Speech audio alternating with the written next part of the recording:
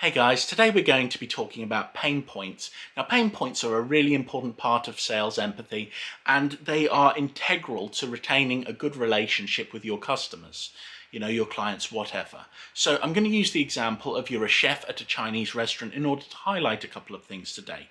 So first of all, we're going to look into discovering what the actual issues are. So you've got a customer that comes to you and they say, "Hi, you make amazing Chinese food. Can you teach me a couple of things that I can do to make really, really nice Chinese food?"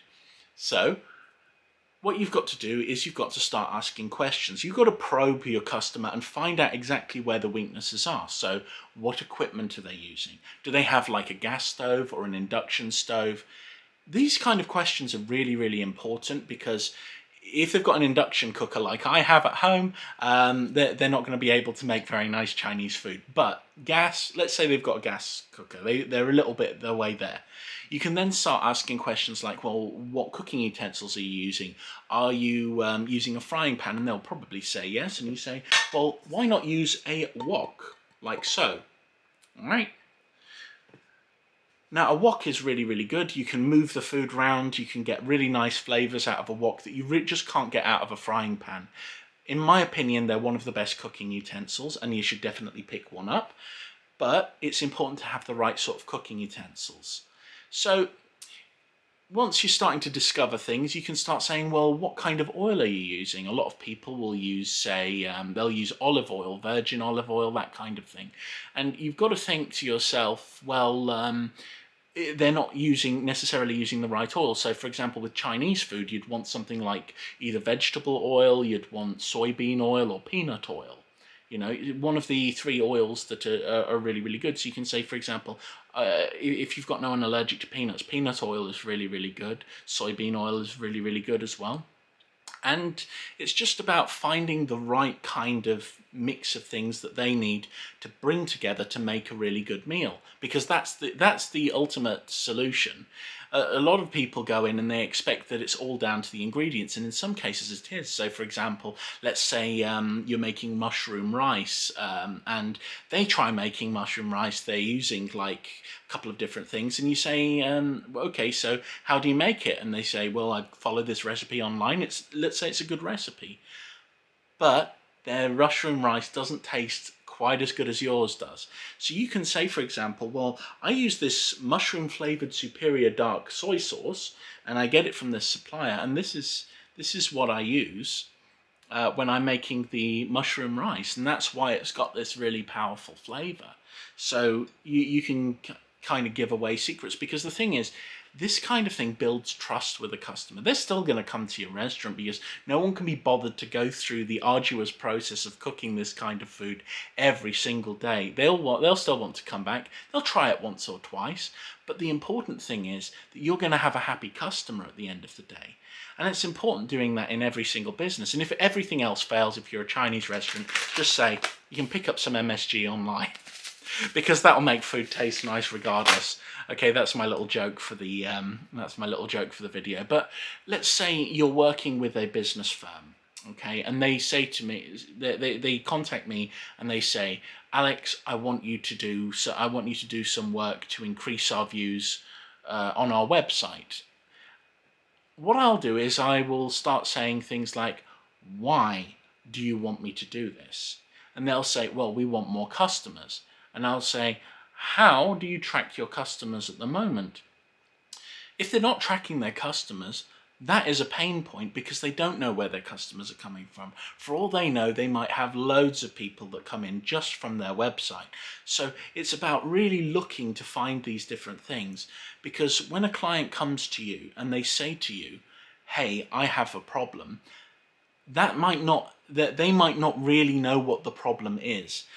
So it's like, I've had people who contact me and they say, "Oh my God, I need to get more results from my social media." And it's like, once you've gone there, you've had a look at their social media and they're doing better than all of the other social media in the area, you can cross off the fact that their social media might be an issue. Because if their social media is doing really, really good, let's say you track a load of things, they've got loads of people going on the site, maybe there's an issue with the kind of things that they're trying to sell. Maybe there is an issue with their website. Maybe it can't be found on Google. Maybe that might be the issue if they come in for social media. So it's about you having that form of empathy and finding out exactly what your customer needs, rather than necessarily what they want. And by having that kind of empathy with a customer, you're going to build a much better relationship, because when it comes to sales, there are so few salespeople that care. They just want to get out there, sell the product. But if you give to customers, right, there is this reciprocity. Some of my best friendships are with business owners who I've worked with in the past. They still hire me on occasion. It's great. But the important thing is, it's discovering what the pain points are in their business. So the things that are actually causing them problem. And what you've got to do as the person who's in charge of that is you've got to massage those pain points and just get them out of the way, fix the problem, and make it so that your customer can be happy and that they've got fluid motion through every aspect of their business. Or even, let's say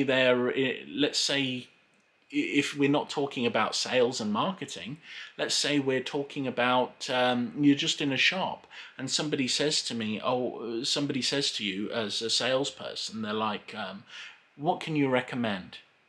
Now, you don't recommend something immediately because you don't know what a person likes. So what you've got to do is discover the pain points of the customer. It's like, what do you like? Do you have any allergies?